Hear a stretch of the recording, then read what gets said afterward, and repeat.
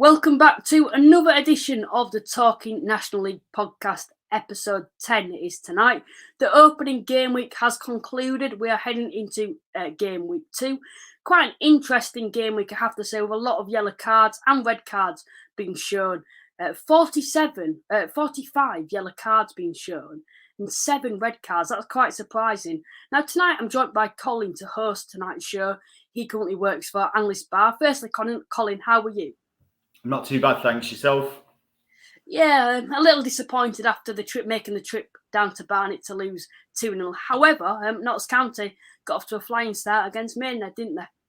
Yeah, we did, and that was good to see. Yeah, we had a good pre-season building up to it, to be honest. So it was nice to be able to take that into the league campaign. I think it still had that kind of pre-season feel to it. Obviously, the weather's there. We've got a nice surface. Do you know what I mean? And we seem to be clicking into those gears quite well.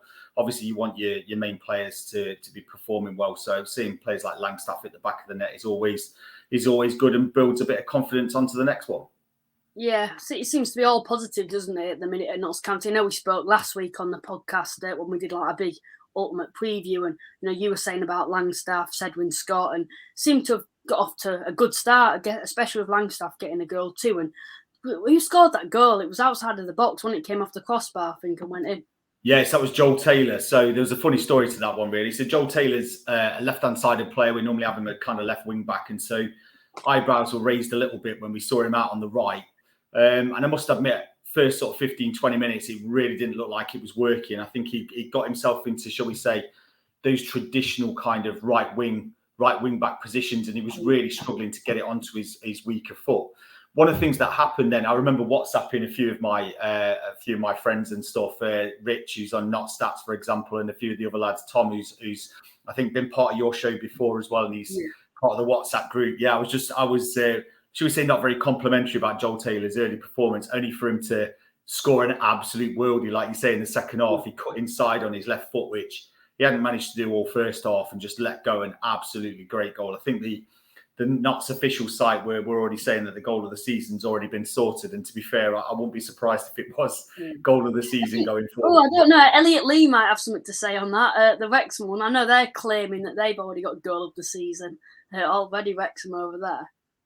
Yeah, what a performance for them as well, to be honest. What a last sort of like 20 minutes, wasn't it, really? I was watching. Just the difference, isn't it, compared to, Halifax 1-0 down. They end up bottling it and going 2-0 down, where Wrexham, they're 1-0 down. And you always have that feeling in the back of your mind, oh, they're just going to come back. And yeah, they bring on someone like Elliot Lee, makes his debut. All it takes him is 10 minutes and he ends up getting 2 goals. That's just the difference and the quality that Wrexham have at this moment in time. But yeah, Solihull are currently top of the league after their impressive performance against Aldershot. We are going to go into each game in greater depth. But yeah, something that did also interest me when I was sort of getting my research for this podcast, not one of the newly relegated sides or newly promoted sides actually suffered from a loss. There were a lot of draws, including wins from Scunthorpe and York. It seems to be quite out of the ordinary, I think would be the right word to say, because when you see a lot of sides and they come to the National League, it takes a lot of time for them to adjust, especially sides who've got relegated like Oldham and Scunthorpe. But Oldham undefeated against Torquay and Scunthorpe getting an impressive result against Yeovil. And yeah, like I was saying, York, Maidstone, the list goes on. Gateshead, Gateshead going to Dagenham, they got a point there. There were a lot of impressive results for them. Dorking as well, clinching a point back at Chesterfield. All these sides are undefeated heading into game week 2. Yeah, I think sometimes these sides go into it and they've got a point to prove, haven't they? Particularly the promoted sides going into it, going up into a division, they want to prove that they're on merit, and I think that they did incredibly well with that, certainly. And obviously, the relegated sides. I remember we've talked about it previously, and we've talked about how difficult it is dropping into the National League. It is a little bit of a culture shock, and so credit to those clubs for coping with the sea change for it. But whether they can maintain that is another matter. Yeah. Now, before we do proceed into showing the stats and going over each game into greater depth, I'd just like to apologise once again for this not actually being streamed live. This is actually being recorded on the Monday when it will be going out on the Thursday at 7 p.m. I'm on holiday on the Thursday, so I was unable to record when it is actually meant to be out live. So Unfortunately, you guys won't be able to get involved with the chat. However, I'm hoping in the upcoming weeks we can actually do like a big preview and get everyone involved in the chat once again. But yeah, Colin, are you ready to get into some of the statistics then? Yeah, let's do it. Brilliant. So I think I already showed this Nowley, but Dagenham and Redbridge versus Gateshead, 2-2 draw, quite even stats, I think I'd say. What's your take on these statistics? Well, I think one of the things that I'm interested in is the performance of away teams. We were talking just before we went on air about the importance of home advantage. And so anybody, I think, who's got a point away from home like Gateshead have managed, or even got a victory, because I think there was only one away victory, all in the National League so far in the first round of games. They've done incredibly well. And I think, obviously, I've got an invested interest in Gateshead as well, having us taken two of their most significant players. So for them to be able to go away from home to a really experienced National League side in Dagenham and Redbridge, be able to get a point from them as well, score 2 goals when they're bedding in a new strike force. I think that has to be sort of praised, really. And I think also, you can see it. There's two slightly different styles of play. I'm not gonna kind of stereotype and say that Gateshead are a long ball side at all, because they're not. I've seen them play last season and was particularly impressed, particularly with someone like Greg Ollie that I know that I've talked about before previously. But you can see that there's a difference in the passing accuracy. But I think that might also go down to the churn of squad. Looking at Dagenham, I think they've only made 4 signings to their squad, whereas Gateshead have made 8. So that passing accuracy and that familiarity with other players, I know not necessarily all of those 8 players might have been in the starting 11, but you have got that to find that feet, and you have got to get that kind of consistency and fluency going. And so maybe that's what that stats revealing there. Yeah, I was quite actually surprised by this. I think most people thought Dagenham were going to run away with this and be a 2-0 or 3-0 perhaps. But fair play to Gateshead. They went 2-0 up before half time, and Dagenham rescued a point in the second half. Very even stats if you look at the possession sort of side, but 50-50.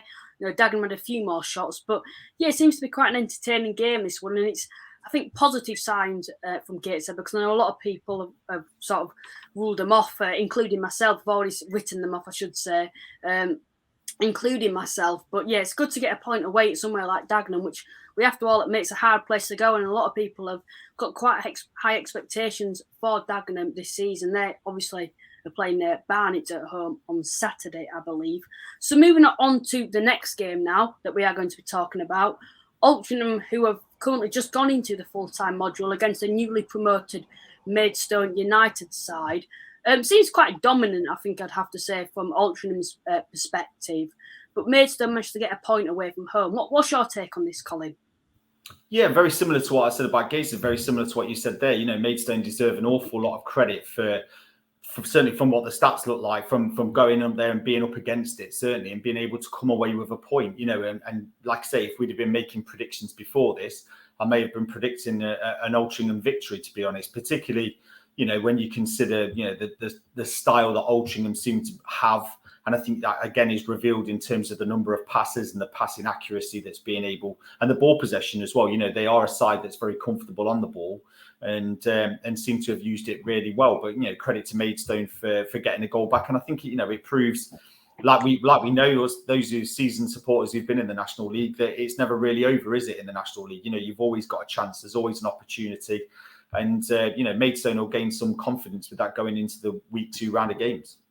Yeah, I'd agree with that. Yeah, and I think you look at Altrincham as well. I think from their perspective, keeping a lot more of the ball, because Altrincham, I think stereotypically from previous campaigns, have always been known as that sort of counter-attacking side that like to play on the break. But I think this sort of shows them going into that full-time sort of module, keeping the ball. Players like Josh Lundstrom coming into the side, I think he had quite a good start to his campaign at Altrincham. Maidstone, though, you've got to give them credit, going to somewhere like Altrincham, getting a point there. And I think, Altrincham probably did dominate. I think they were a little hard done by. I think Altrincham should have had a penalty, I think, in the last minute, and the ref didn't agree to that and didn't give the penalty. But I think from both sides' perspectives, I think a point's probably a fair assessment.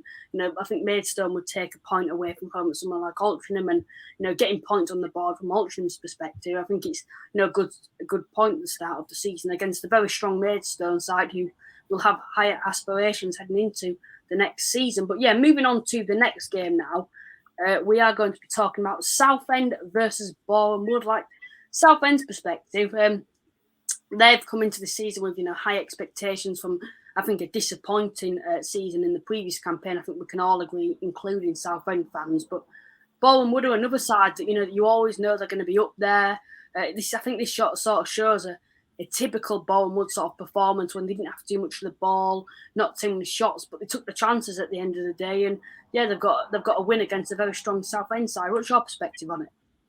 Yeah, I was interested in this result for two reasons, really. I was impressed with Southend's recruitment going into this, and so I was keeping an eye on in terms of how they were going to perform. And I have to say, some of the stats really sort of stand out in terms of the style that they're obviously trying to implement. And I know that their manager had an awful lot of praise at the back end of last season for the style that he started to put together. And so I was interested with Southend as potentially a bit of a dark horse for promotion. And although this is only one result after what's going to be an awful lot of games to play, there's some very interesting key takeaways there about the type of team that the likes of Notts, for example, are going to have to battle against in terms of Southend. In terms of Boreham Wood, obviously Notts have got them in week 2, and obviously so there's some interest there as well. I noticed that they've had two dismissals, didn't they? Kelly Evans, who used to be a Notts player, was sent off, and Unlove as well. And I think that's going to be quite interesting going into next week's games to see how they cope with losing 2 significant main sort of first team players going into week 2. So yeah, interesting one. Like I say, it does look like Boreham will probably were advantageous in terms of getting that result, but also a lot to learn for Southend really. Yeah, like I mentioned, it is just a typical Boreham Wood display. I think we're going to be seeing the same from them this season. It's sort of the Luke Garrard way. You don't have to keep too much of the ball. All you have to do is take your chances, which they have. Boreham Wood haven't battered Southend. On paper, you'd probably look at that if you didn't know the score and think, 2-0 Southend. You'd probably think something like that. You look at the dominance that they had, the amount of shots they had, the amount of passes they completed. You've got 422 passes from Southend's perspective to 165 from Boreham Wood. And Boreham Wood were the side that managed to get the win. From Boreham Wood's sort of perspective, it's a very, very good win at a strong Southend side who, like I've mentioned, will be having high aspirations heading into next season. But yeah, credit to Boreham Wood from their perspective, because they've got 3 points away at a very strong Southend side. So yeah, I think this is a sort of display that sort of replicates what Luke Garrard likes to do. And yeah, it's a very strong win from Boreham Wood's perspective. But yeah, moving on to the next game now, Wealdstone versus Bromley. Now, Wealdstone are a side that seems to have invested quite heavily this season, with the likes of Max Kretschmark coming in, Lewis Kinsell as well. Bromley, I should say, as well. They've brought in the likes of Adam Marriott. And yeah, the high-scoring game, which I don't think a lot of people predicted. But yeah, Wealdstone were the side that managed to get 3 points. Yeah, this is an interesting one. I mean, again, one of the things that I've been looking at before the start of the National League season was the amount of turnover that we've had. On average, I think every National League side on average should have about 9 transfers. I know obviously some will be below that, some are well above that. And this game particularly stood out to me because I think Wealdstone have made, and I'm going off transfer market sort of free data here, so it might not be too accurate, but something like 11 squad transfers. I'm not saying that all 11 played, obviously. And Bromley had 8. So you can see that one's just slightly above that average. And so you've got 2 sides that have really done a bit of turnover in terms of their squads. And I'm just wondering whether that's why we're seeing such a high scoring 3-2 game, both sides exploiting gaps, lack of understanding perhaps in tactical organisation. Do you know what I mean? Who's doing what role when? And so, it looks like, certainly from a neutral's point of view, there's sort of an exciting game that you'd want to be able to watch. You know what I mean? I'm sure the Bromley fans probably aren't feeling that level of excitement round about now, but possibly that underpins it, is that, both sides have had an awful lot of change in the summer, and that change was exploited slightly, in this game. Yeah, I don't think it's too concerning from Bromley's perspective. Like, I actually tipped them for a playoff finish. I think it was it 6th? I think I predicted them at the end of the season. They've scored 2 goals at the end of the day in a total of 18 shots. So obviously they're creating chances there. And with someone like Adam Marriott on a normal day, he'll be taking those chances. And yeah, I think from Wealdstone's sort of perspective, it's a very good win against a strong Bromley side at home. But like you mentioned, first game of the season at home, no matter who you're facing, you're probably expected to win. I think that's a fair assessment, or to get a draw. And Wealdstone have managed to get all 3 points. I think sort of surprised to me that the loss of Joshua Umbro, and I know this is only the first game of the season, that Wealdstone, managed to score 3 goals in the first game of the season with the losses that they have had, although they have brought in some exceptional replacements, including Max Kretschmark. But I think the new lad, Olmola, I think it is, who they've signed, who I think goal scoring record didn't seem too good, but he's managed to get a goal on his debut, league debut, I should say. But yeah, it's a good win from Wealdstone's perspective. And yeah, 47% possession against 53% possession seems a very even game. So yeah, from Bromley's sort of side of things, I wouldn't be too concerned heading into game week 2. But yeah, good start for Wealdstone, I have to say. So moving on to the next one now. And I think this was probably the game, I'd probably say, of the weekend, the game week. Dorking Wanderers 2, Chesterfield 2. Dorking dominated, but there were a lot of reasons that sort of contributed towards that, wasn't there? Yeah, absolutely. I mean, obviously a significant red card for the goalkeeper at Chesterfield, which obviously would have undone all the plans. And again, it's one of those typical National League moments, isn't it? A rush of blood to the head. You can imagine, the managers on both sides, really, because obviously the sending off would have affected Dorking's preparations as well. They've put weeks and weeks of preparation in for a rush of blood moment, which I've seen video footage of from a few different angles, to be honest. And like I say, it's hard to tell whether there was a kind of deliberate contact or not. But like I say, the game plan must have gone out of the window for both sides. And I think that's probably why we're seeing Dorking coming out with such huge takeaways in terms of ball possession and passes and those sort of things. But I have to say, credit for Chesterfield, for digging in and finding the strength and the resolve to get over that. And that's the sort of experience that binds a side together. I mean, Chesterfield have, again, a little bit over the average in terms of recruitment. I think they've brought in about 10 players to their squad. But that's the sort of thing that binds a squad together, when you're up against it and you feel that hard decisions have been made. Particularly, I think the second red as well, which I've seen footage of quite recently, which was for time wasting, I believe. And I felt that the ref booked the wrong player. But like I say, there's going to be some interesting takeaways. I mean, I'm particularly interested in Dorking's next game as well. So they'll go into the Oldham game, not only with a bit of, steely determination to prove the Oldham chairman wrong, but also, coming off the back of a really good result as well.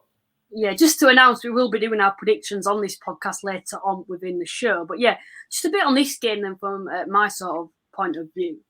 It was a perfect start to the season for Chesterfield. It was all going well. Asante scored, Dobra scored. Obviously, even with the red card that happened, the goalkeeper incident, which is just what an idiot from Lucas Colohan's point of view to get a red card on his debut for the club. It's not the first time he's done that either. I think he got a red card for Port Vale on his debut, albeit he's a goalkeeper as well. So, yeah, very disappointing from his perspective to get a red card and sort of cost Chesterfield at the end of the day. But even with that red card, Chesterfield went 2-0 up thanks to Amando Dobra, one of the players that I mentioned that I'm going to be very excited to see what he can do this season for the Spy Rights. But yeah, heading into the second half, I think it was sort of a Mark White sort of tactical display, which sort of proved to bring Dorking back into the game, which just shows how good of a manager Mark White is. You look at the statistics from the second half onwards, 62% possession to 38% possession against a very strong Chesterfield side, 12 shots to 10 shots, sort of, tells you the story. And, to have that sort of momentum to get 2 goals back against Chesterfield just shows what we are to expect from Dorking. It's sort of that sort of statement, never give up. And that's something I'm sure Dorking will always sort of fight to the end, which is something that they will try to replicate for every single game. But yeah, and the incidents that went off the field for Chesterfield didn't help the situation, but you have to give Dorking credit at the end of the day. And I think I predicted a 1-1 draw, but I didn't expect it to go anywhere in these sort of circumstances. I couldn't predict a Colohan red card, but yeah, fair play to Dorking for getting a point back at Chesterfield. I don't think it's too concerning from Chesterfield's point of view, but yeah, I think they need to have a word with Lucas Colohan and potentially drop his wages when he goes back to train. But yeah, not too good from Chesterfield's perspective, I do have to admit. Now, I think the next game we are going to be looking at. Now, I do apologise to Wrexham and Eastleigh fans. I was scamming for ages to try find some possession stats. shooting stats, but there were nothing online, so we've only got the lineup to show you. But it does say the formation that they are playing. But yeah, 2-1 to Wrexham. What do you make of this, Colin? Yeah, again, one of the results that I was following quite closely on the first day, obviously hangover from last season as well, looking at kind of playoff rivals and wanting to see how they go. And, the Chesterfield story was unfolding and so was the Wrexham one. And Eastleigh had taken the lead. And, you're expecting, constantly refreshing apps, expecting Wrexham to get back into it. And it felt like it took them an awful long time to do that. And I seem to remember, talking on your show, on a previous episode where it talks about how maybe Wrexham are going to find it a bit of a struggle, to get themselves back into, obviously they've made some quite important pieces of recruitment. I don't necessarily feel that their starting lineup that you can see here is sort of suffered from that a little bit. There's some very familiar names there. They haven't necessarily blooded all their new signings all in one go. But yeah, like I say, it was sort of like it was confirming a few of those question marks that I've got about early Wrexham, early season Wrexham, and whether they're going to, a little bit like Stockport did last year, struggle a little bit at the start and have to make some significant changes. But what a turnaround as well. And you've got to give them credit. You can only beat the opposition that's in front of you, and they did really well. Obviously made some changes and came away with a victory. Yeah, it sort of shows what Wrexham do have on that bench, that firepower that they have to bring on. Eastleigh went 1-0 up. It was very disappointing from Wrexham's perspective. The opening game of the season, you want to get off to a 2-3-0 win, and for Eastleigh to take the lead at early doors isn't too great from a Wrexham's perspective. But you have to give Eastleigh credit to go 1-0 up, and I think everyone had written them off heading into this game. Everyone was expecting a 2-0, a 3-0 Wrexham win, but Eastleigh took the lead, and fair play to them. But I think it sort of showed there were a lot of time wasting that happened from Eastleigh's perspective. I know Wrexham fans were, complaining about that, but who wouldn't time waste when you're away at somewhere like the racecourse and you're 1-0 up? I think every side would probably time waste when you're heading to somewhere like Wrexham. But yeah, 1-0 up, going 1-0 up in the second half, into the second half, started well. And then, Wrexham can bring on someone like Elliot Lee, who's made his debut. Can I just say, he's not only just come on in like the 70th minute, but he's made his debut for Wrexham, and he's changed the game. 2 goals he scored from him, 2 fantastic goals. I think both of them could be a contender for goal of the season come the end of the campaign. It just shows you don't have to rely on someone like Mullin or Palmer, because you can bring on someone like Elliot Lee. Yeah, and fair play to Wrexham for getting the win. At the end of the day, and there may be a few concerning signs from Wrexham's point of view, head into the next game week, that they're not always going to get away with this. But starting players like Elliot Lee, I'm sure will start for the next game. Jordan Davis will probably get a start. I think Wrexham will be very strong this season, and this sort of shows what Wrexham can offer to the league. If you do go 1-0 up against us, we'll just come back in the second half and bring someone on like Elliot Lee. So yeah, a very, very good performance from Wrexham's point of view in the last 20 minutes. But yeah, good win for Wrexham, and a little disappointing from Eastleigh's perspective. But moving on to the next game then. This is my game now. Be great not to talk about it, but it's a National League podcast, so we do have to talk a little bit about it. Now, Colin, before I give my thoughts on it, as I did have to witness this, could you just give your thoughts on it from someone who wasn't there, who's looking at statistics? Yeah, like I say, it's another one of those games that stood out to me purely from a recruitment point of view, because both sides have made an awful lot of changes to their squads. I think Barnet something like 15 squad changes, and Halifax, as you know, and as we talked about, is somewhere around 12. So you've got 2 sides who are well above National League averages. So it's very interesting to see, how the sides react. I mean, we've talked previously as well about how both Barnet and Halifax are those sides that do have that kind of high turnover of squads season by season. But I think, you'll agree that the players that Halifax have lost last season going into this one are very significant ones as well, and they're not the easiest to replace. And I think this result probably tells you that tale, the struggle to try and bed a side in, and Barnet trying to exploit some of those gaps and that lack of understanding perhaps in the sides. One of the things that I always find quite interesting is ball possession. You can see that Halifax have got high ball possession, or certainly 55% compared to 45%, and you can see it with the passes as well. And I think sometimes that can be misleading. I think sometimes that can actually be a sense of hesitation, keeping possession for possession's sake, not necessarily knowing where to use the ball, where to move it best and getting it into the best position. So that's an interesting thing, that obviously ball possession was so high for Halifax and the number of passes was so high and the pass accuracy was higher than Barnet. And yet obviously the result went the other way. Would you agree with that? Does that bear out what you witnessed? Were you there? Can I just ask? Because you've just given an assessment as if you were there, Colin. No. I have to say, like I say, it's just, I think it's one of those things. And I thought about some of the games that we've talked about previously as well. I think we can look at ball possession as being an indicator of dominance, and I don't necessarily think that's always the case. There's obviously data out there about smart passes, for example, that's quite interesting. That's quite more revealing about the fact it's not necessarily just keeping possession for possession's sake, but actually forward progressive passes. Yeah. It is as if you were there, Colin. Have you seen like a full match or something that I haven't seen? Because that sort of sums up the whole game. We kept possession, but we did nothing with it. Hesitation, you name it, we did. We were just passing around the back, even long balls. As soon we'd have the ball for about 2 minutes long, and then we just hoof it up to Manidi Saru. It felt like we were relying on him, and I think that's something that we didn't want to see. That was the only concerning thing about his signing, because it's not a typical sort of Halifax signing, a player that's good in the air, good with his feet as well, but I think he's more known for sort of height and his air sort of qualities and traits. But yeah, it was just such a poor start from Halifax's point of view. Barnet had a lot of pressure on us. Were very direct with their approach, and I think we have to give Barnet, sort of credit here, because it wasn't just that Halifax were dreadful. Barnet, did play well, and the new additions, Harry Pritchard, good play, you could sort of tell. Even players such as that Kabamba, who they'd signed up front, had a good game too. I think he actually did score in the second half for them.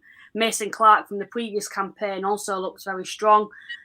But yeah, from our perspective, it was such a poor start. Barnet put a lot of pressure on us. They actually went 1-0 up and the goal was given offside. But we were so open at the back, and that's something that I thought we wouldn't be this season, is being open at the back. And with the players that we brought in, for example, Clark, we brought in from Fleetwood, that he's got a lot of EFL Championship experience, in fact, and we were very open at the back, missing headers, you name it, poor passes. Although it says 70% passing accuracy, it didn't feel like that at all. Players like Sam Smart on the wings were very isolated too, which is a player that I thought, get him on the ball and he'll excite you, but he was never side on. He was always, had his back to goal. It didn't help at all. And yeah, Barnet were very direct with their approach, took the lead. We did improve in the second half, but then obviously the red card happened with Jamie Stott. And then, yeah, Barnet managed to get that second goal by catching us on the break. So, yeah, fair play to Barnet. It's a good win from their perspective against a strong Halifax side. Well, strong on paper, I think I should say. But, Barnet, 5-0 losses in the past two campaigns, opening day games. So to get a 2-0 win against Halifax, who finished fourth last season respectively, that's a good win from their perspective, I have to say. So, yeah, credit to Barnet.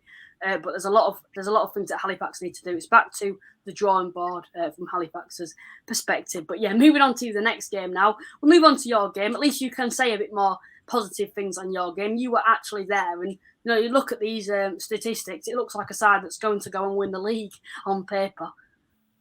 We look good. Yeah, we did look good, but I think there was some interesting things that came out from it as well. Some different things to the Notts County of old, particularly.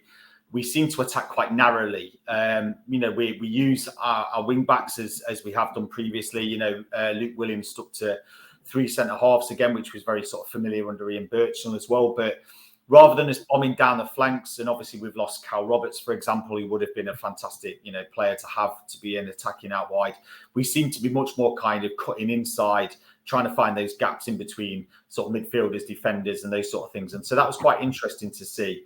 I think if you look at the goal back, particularly the Joel Taylor goal, for example, that we've talked about already, he cuts inside and scores. Very rarely are we trying to go on the outside of teams.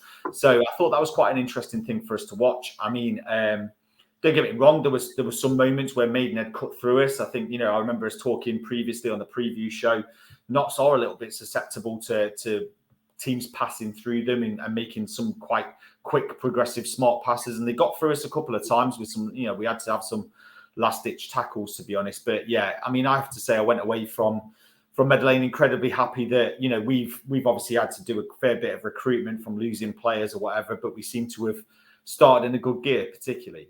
Yeah, I did expect this. When I do my predictions, which we'll come on to in a little while, I think I said 5-0 Notts, but, 3-0 Notts, it's more or less the same thing. It's a good result from, Notts' perspective. I think it sort of shows the sort of stereotype of the route that Maidenhead are going to go down this season, where they're going to struggle, 26% possession. I think Notts are a side that like to keep the ball, yes, but it doesn't look too positive when you look at those statistics from their side compared to Notts' side. They had 200 passes, 8 shots, not too bad, more than what Halifax had at Barnet. But yeah, 15 shots for Notts County and 3 goals, and Langstaff getting a goal for him. That's a good start, and sort of shows if you're bringing in a goal scorer, especially from a lower league, they need to be scoring as soon as possible. And he's managed to get a goal, which sort of gives me the assumption that he's going to be a prolific goal scorer this season for Notts County. But yeah, a good win for Notts, I have to say. But concerning signs from Maidenhead. But yeah, I'm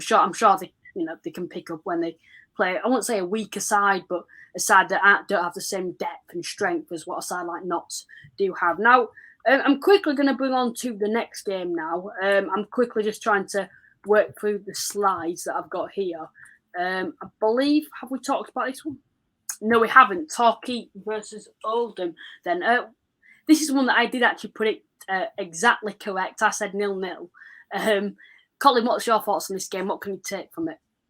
Yeah, with that one, it's starting a broken record. 2 teams, again, who've had high turnover, both of their squads. So, again, it would have been quite interesting to see how this one would have turned out. And it looks like, again, a little bit of a stalemate, doesn't it? Very similar kind of ball possession. Both sides trying to play the ball, 281 passes versus 261. So, 2 teams trying to do very similar things. And I think, like I say, with time, I'd imagine both teams to probably do better, in terms of being a little bit more effective, getting a few more shots off, and obviously, hopefully getting a bit more goals. I just wonder whether, again, 2 sides who've had to recruit heavily are suffering a little bit from being, a little bit kind of one-dimensional or a little bit safe. And I'd imagine that, eventually when Notts play Torquay or when Notts play Oldham, for example, we're going to find a team or 2 teams that are rather a little bit more smoother and slicker than perhaps they were on day one. Yeah, I probably agree with that.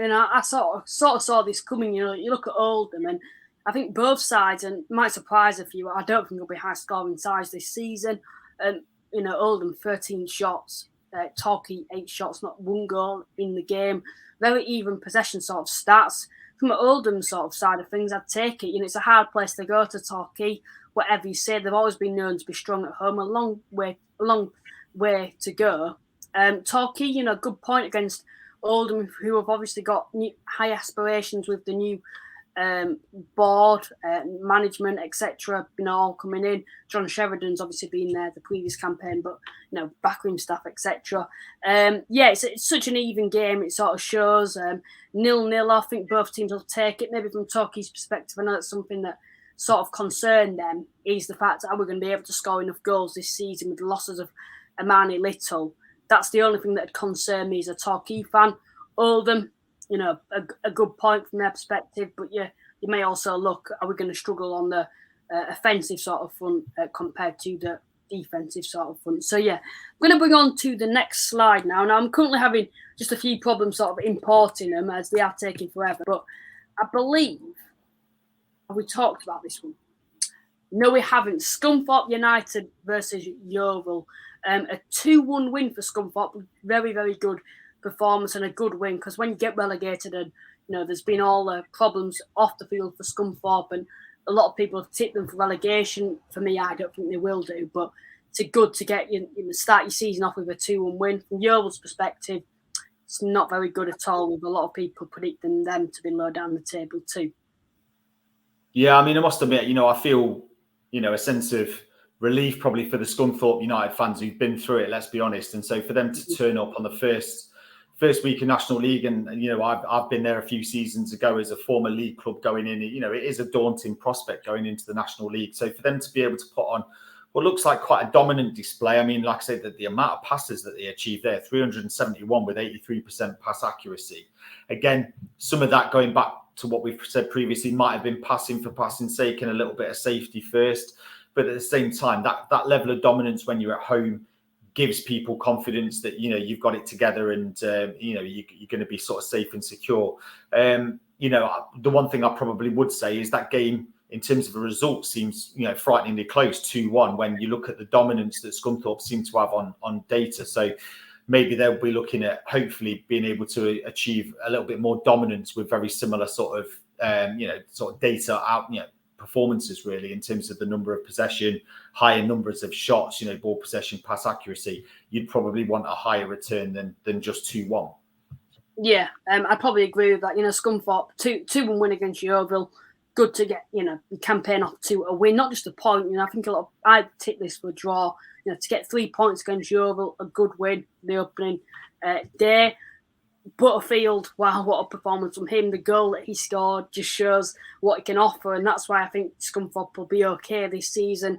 Elliot Whitehouse as well, Boyce, a lot of players for them that are strong, and this sort of shows what Scunthorpe are capable of to get a win against Yeovil. Yeovil did get a goal back, which sort of shows from their perspective that they're not going to, never say die sort of attitude, I think. But obviously they didn't manage to come back against Scunthorpe. It's a good win for Scunthorpe, I think. It was obviously televised. I was unable to watch it. I did want to watch this, but I was travelling back, so I didn't get to watch this game. But yeah, it's a good win from Scunthorpe's perspective. But yeah, Yeovil, it's a little daunting, and I think it's going to be a long season for them. But Scunthorpe, you look at them now, and I think if a lot of people watch that game, I've seen the highlights, might be putting them up a few more places now, and I would agree with that, with the quality that they have got. Now, I've got a few more slides to show. I think we've got, I think it's just the Woking one now we've got to talk about. I think York versus Woking, but the slide's taking forever to load. This is the slide that I don't actually have. Have we missed any others? Can I just say? I'm just trying to think now. Let me have a look down my list. I can't think of too many that stand out. No, I don't think we've missed. Yeah, that's the only one I think we've actually. Oh no, Aldershot versus Solihull, but I'm just in the process of trying to get that one up too. So yeah, we are having just a few technical difficulties. I think this is Altrincham. Yeah, it's Altrincham. We've seen that one. I'll try to get that sorted as soon as possible, but we might just have to talk about the games without the statistics there. But yeah, we'll start then with the York versus Woking game. I got this exactly correct. I'm going to take the credit for that one too. A 2-0 win for York. Woking, it's very disappointing after the investment that they've had. What do you take from the game? Yeah, I mean, like I said, I think it was probably a game of occasions. Obviously, York returning to National League, and kind of, I saw them, they played Notts obviously in pre-season as well. And there's a new stadium, I think, as well, isn't there? So I think there's an awful lot of kind of momentum going in to York. And I'd imagine that would have been a fantastic celebration. And thankfully, there was a performance that went alongside it. I think, again, probably thinking about it from a Woking perspective, they've had a decent amount of investment. I think it's sort of like 10 players that they've brought into their squad again, and that would have had an impact on the players on the pitch. But also, I think, there was only one away victory, I think. So again, Woking fans probably shouldn't go away from it being too devastated too early, because again, they'll get their chance on their first home game and hopefully be able to, to make amends. Because I do think in these early stages, this is what players have been waiting for. They want to play in front of their home fans. They want to, prove what they can do. They want to be able to put an occasion on. And so I'm just delighted for the York City fans who've had to wait for it a little bit, that they've had so many things to celebrate in one occasion, and it seems to have come away with them with a decent victory. Yeah, it's a tough place to go as well, York. Although they've only just got promoted, look at the calibre of players that they've brought in. From York's perspective, it's great. It's a 2-0 win against Woking, who have invested highly. Padraig Amond made an appearance. Like I actually did mention, I don't think he'll be as prolific as what everyone is saying. I think Innie Effinghang's a bigger loss than obviously losing him, although I've been pointed out that Innie Effinghang didn't score till Christmas. It's still a big loss losing someone like him. And I think Padraig Amond, I think the term is he's probably past it now. And I know a lot of people will disagree with me on that. It's controversial, but although it's the opening game, you can't really take too much from it.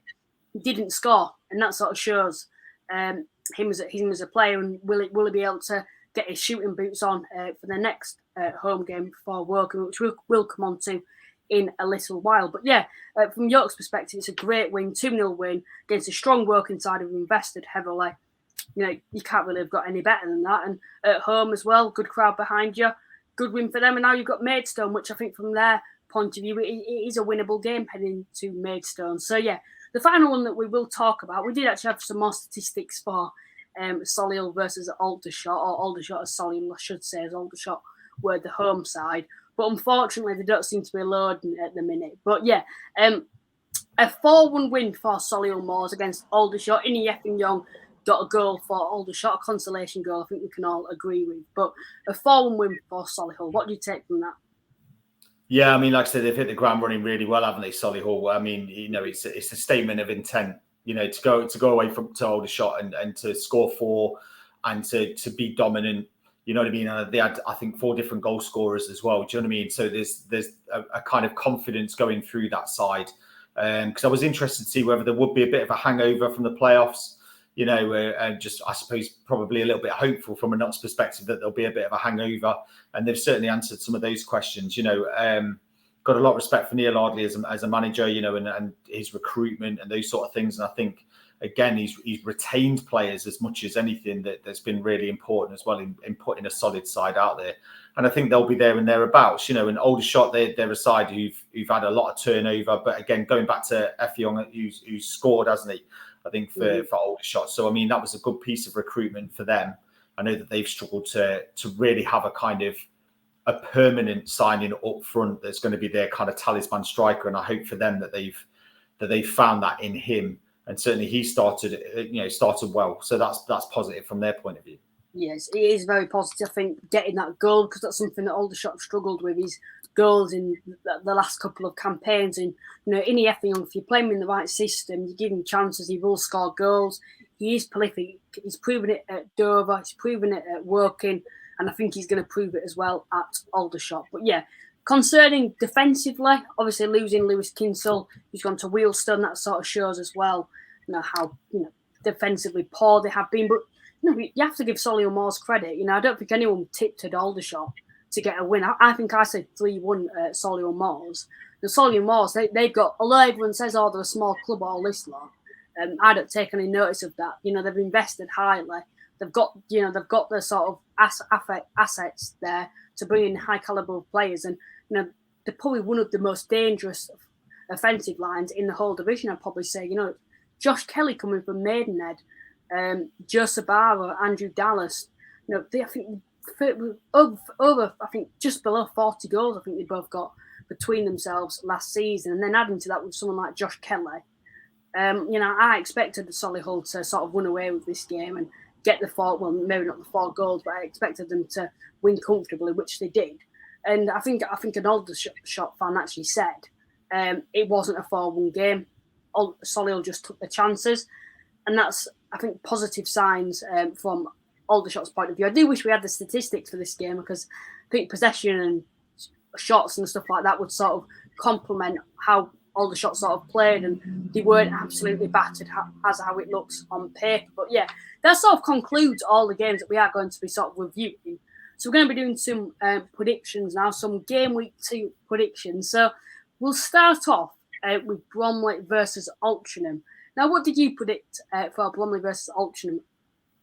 I've gone 1-1, and I think it was because simply two sides that I think are playing a nice brand of football, to be honest. You know what I mean? And I expected it almost to kind of cancel each other out, really, to be honest. So 1-1 was my prediction. What have you gone for?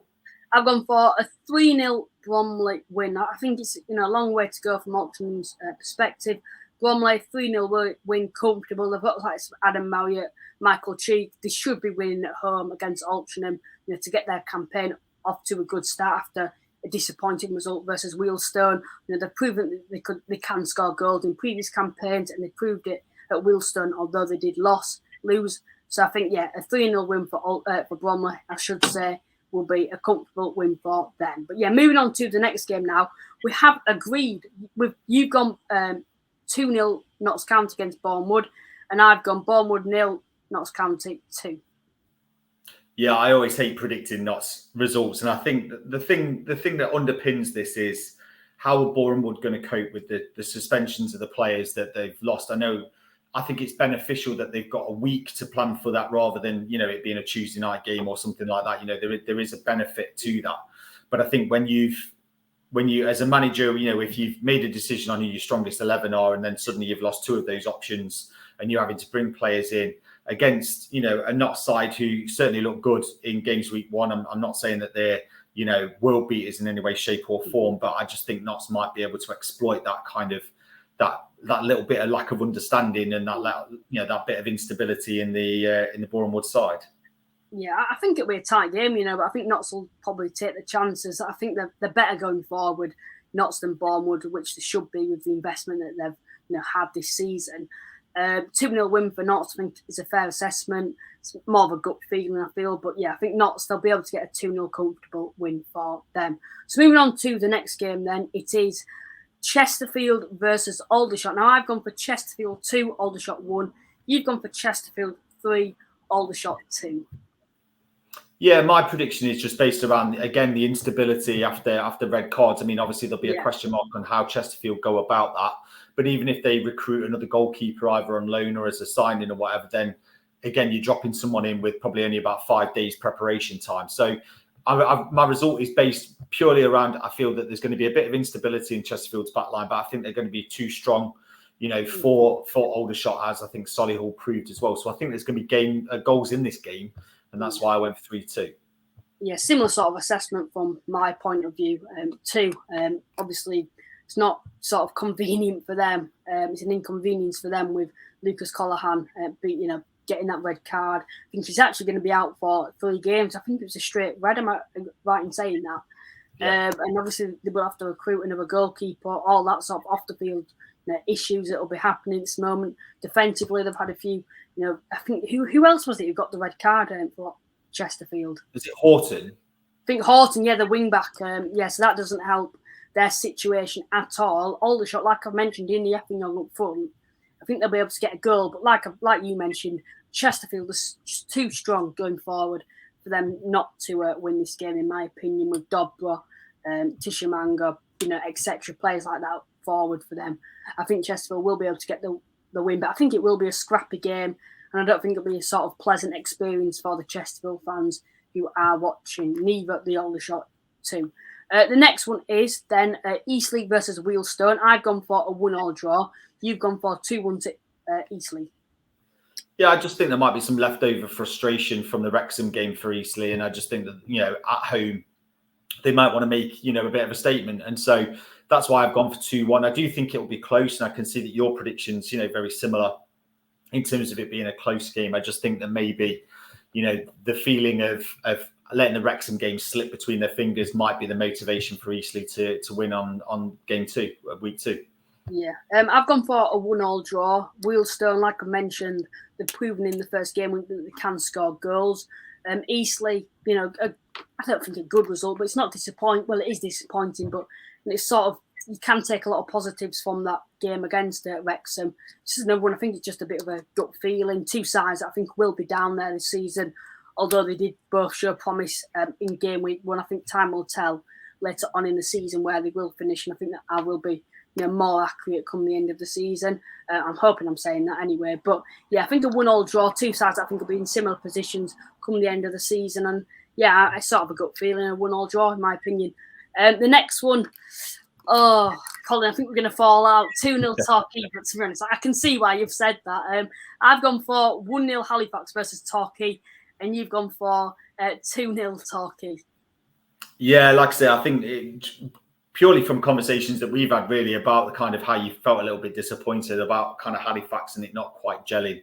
And I just thought that Torquay are one of those sides that might take advantage of that, to be honest. Obviously, I'm hopeful for your case, and I really hope that you get the result that obviously you're hoping for. But I just wonder whether Torquay will exploit some of those gaps that you felt were there in games week 1.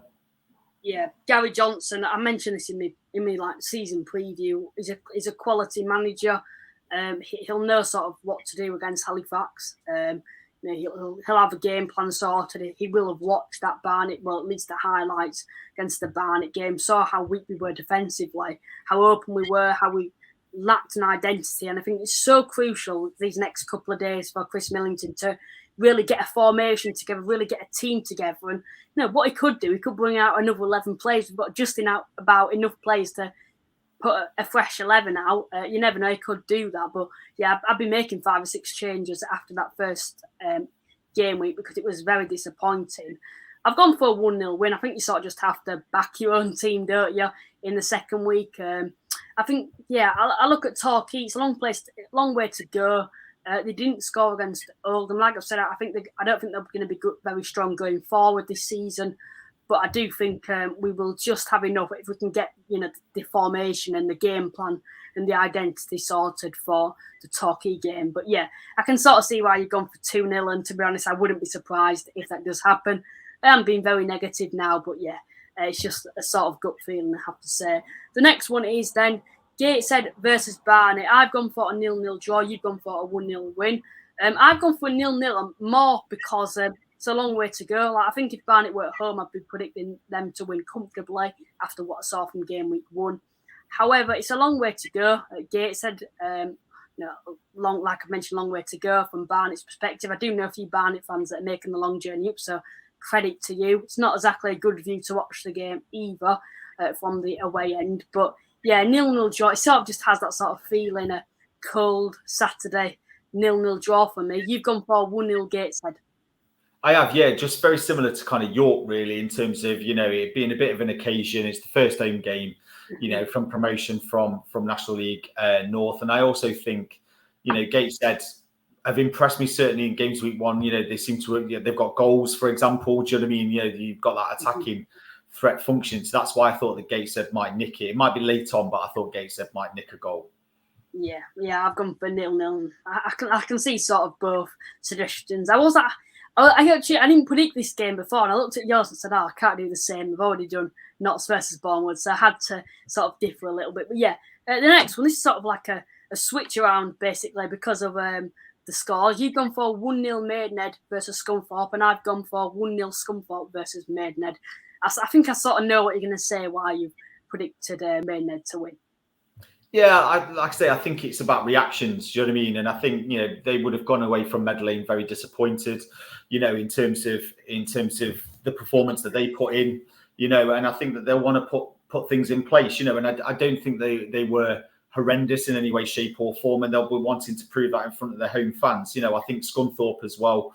They've got over that initial hurdle, but we know what National League's like, isn't it? It's a roller coaster. So I just thought that Scunthorpe are probably going to be due that National League experience. If no sooner do you think that you're flying, do you get dragged back down to earth? So that's what I thought might happen on this occasion.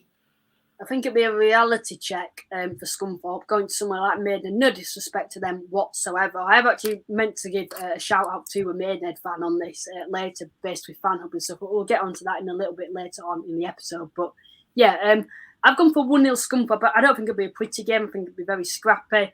Maidenhead, the pitch conditions, it's not exactly a Football League sort of standard sort of pitch, stadium, etc.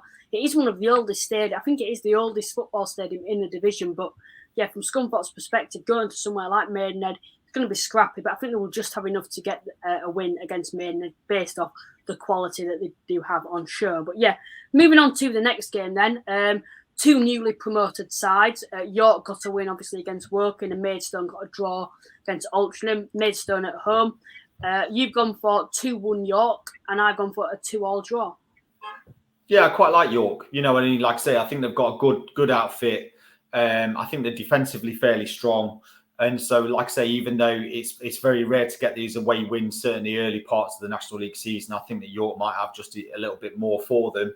But I do think it'll be a close game, as I think your prediction reflects as well. Yeah, I've gone for a 2-2 draw. I think, like you've said, you've mentioned on other fixtures, having that game at home, probably a bumper crowd from Maidstone's perspective, with it being the first game of the season. They are capable of attracting quite high attendances. Maidstone, York, will take a fair few down there, but just has that sort of feeling, a high scoring game. I don't think York will lose this, but I don't think they'll have enough to win. Long way to go. It's just sort of a gut feeling, a 2-2 draw from my point of view. But yeah, moving on to the next game then. I've gone for, it is Solihull Moors versus Southend. I've gone for a 1-0 Solihull win. you've gone for a 2-1 Solihull win. Yeah, I mean, Southend, going back to what I said earlier on, I'm very interested about their recruitment and stuff. And I do think that they'll take a little bit of time to settle down and find their feet as a team. And I think that will start to happen against Solihull, but I just think Solihull will be too strong, on the day, So I think it'll be close. And like I say, I've got my suspicions that Southend are going to probably be a late runner for the playoffs. And so I think that Southend may later on in the season get their revenge for this result, because I can see that obviously we've both predicted a Solihull victory, but I think Southend's time will come.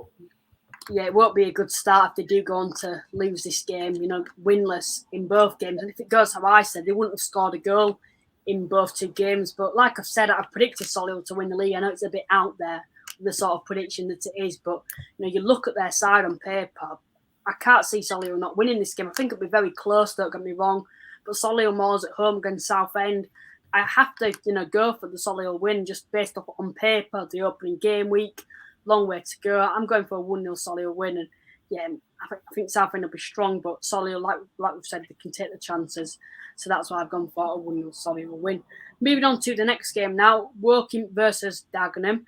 2 sides that have both invested quite highly this season. We've both gone for a 1-1 draw.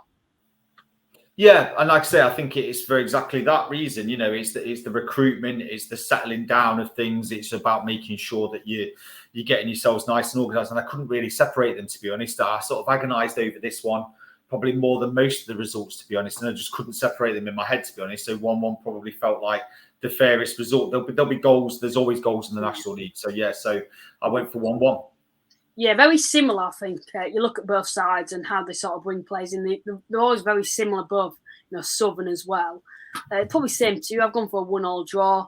Dagenham away. I think Dagenham will be strong, working. I think they'll be strong this season. But yeah, it's sort of got a stalemate 1-1 draw for me. The next one then, the one that all the Wrexham fans will be waiting for, and especially because I did miss them on my predictions last week, so I do apologise for that. And yeah, they did like to let me know. I do have to admit, the Wrexham fans. But yeah, I've gone for a 2-0 Wrexham win, and you've gone for a 2-1 Wrexham win against Yeovil. Yeah, I mean, like I say, I think clean sheets come from experience and from, a settled side and from deep understanding. And I think Wrexham probably aren't quite there yet.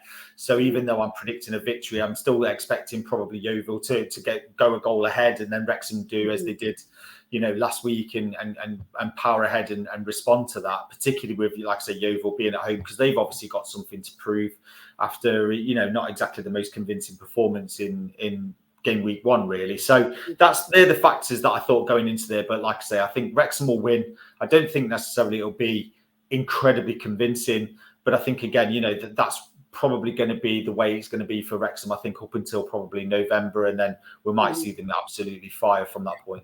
Yeah, I sort of get what you're saying on that. I probably agree with what you've just said. But yeah, Yeovil, like I mentioned, going forward, although they did score at Scunthorpe, I think they're going to be, weak offensively. And I think a lot of sides will be this season, like Torquay, Oldham, like I mentioned. But Wrexham coming away, I can see both goals coming in the second half. I don't think it'll be a battering, which you don't really show on paper this will be, but I think it'll be a comfortable 2-0 win for Wrexham away from home. You look at the strike force that Wrexham do have. Yeah, I think it'll be a comfortable 2-0 win for Wrexham against Yeovil. The final one then, Oldham versus Dorking. Who are they? Now, I'm only joking to Dorking. That's because of what the Oldham fans said. Yeah, I think we all want Dorking to at least get a result against Oldham after what the Oldham chairman did say when in his statement the other week. But yeah, you've gone for a 2-2 draw versus Dorking. Oldham 2, Dorking 2. I've gone for a 1-0 Oldham win. Yeah, I must admit there was a rascally element that was going to go for Dorking, for a Dorking win, to be honest, but I just couldn't see it. I think Oldham are probably a little bit too strong to have Dorking beating them, to be honest. But at the same time, if you look at Dorking's previous result as well, I know obviously there was reasons for it, but you can't help but gain confidence from a 2-2 draw against a really strong side, can you? So I think 2-2, I think there'll be goals in it. I think it's one of those games that I'd love to be at. Do you know what I mean? I think it's just one of those things with the with the comments, coming out of Oldham as well. We don't, you live in Nottingham and I live in Huddersfield. It's not too far away. No, that's true. Yeah. But yeah, I think it would be one of those games that just has a little bit of magic to it. So that's why I went for the 2-2. Yeah, I'm going for a 1-0 win, I should say, against Dorking, going for Oldham to win. I just don't think they can afford not to win against Dorking after that statement. They don't get a win against Oldham, or even if they draw against Dorking, that chairman's it's gonna be humiliating. The stuff that'll go on Twitter, all your social media platforms. Oldham won't hate the end of it. I do actually want Dorking to get something out of this game, but I just think Oldham in front of sort of a bumper crowd from their perspective, with it being under the new ownership, I think there's going to be quite a large crowd there against Dorking. I just can't see Oldham not winning, and I think it'll be close. I think it'll be a 1-0 win, might come in the second half, but yeah, I'm going to go for an Oldham win. Apologies to Dorking, and do hope we can get a result especially after that statement that the board did say. But yeah, that sort of concludes all our predictions now. There's one last thing I'd like to shout out. Obviously, you all know that my content and the podcast is all on FanHub. Now, I was scrolling through, and a lot of people like looking at Wrexham and how many fans they take away, and the miles that they travel. But there was something that sort of popped in my mind, and I'm going to make this a regular thing, fan of the week who's travelled the furthest for their club.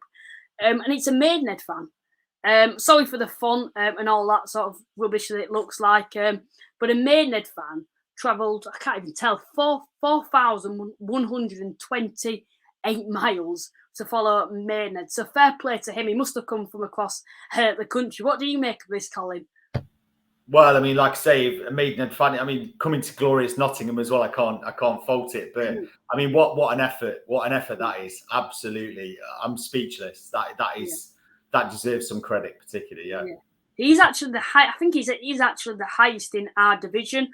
I think there was a Wrexham fan, but I think he's just behind him, and that's probably from like Canada or somewhere like that, because they do get a lot of overseas fans. But yeah, I think in the country it's actually the third. I think there's a Stockport fan above him, and I'm thinking I think it was a Northampton fan as well above him. But yeah, fair play to this fan, Sam, I think it is, who's travelled all those miles to Nottingham to follow his beloved Maidenhead away. Yeah, fair play to him. And we'll try and make this a regular thing on the podcast. Whoever travels the furthest will get a shout out on the podcast every week. He probably doesn't even know what the podcast is, but yeah, fair play to him. And yeah, that more or less concludes tonight's edition of the Talking National League podcast. Colin, it's been a pleasure to bring you on as always. Thank you for coming on. No problem. Thanks for having me. Cheers. Remember, this podcast is in federations with @Non-League Bible, the #1 non-league page on all of your social media platforms. Thank you to everyone that has tuned into this week's edition of the podcast. As always, your support is much appreciated. Go check out some of our previous editions, including the Ultimate Season Preview. There will be a link in the description for that. Follow me on all of your social media platforms. It'll be something like National League Podcast on Twitter, Instagram. I think we're on Facebook now. I'm not too sure. But yeah, Colin, once again, thanks for coming on. Thank you to everyone that's tuned in. And I will see you next week for next week's edition of the podcast. Cheers, Colin.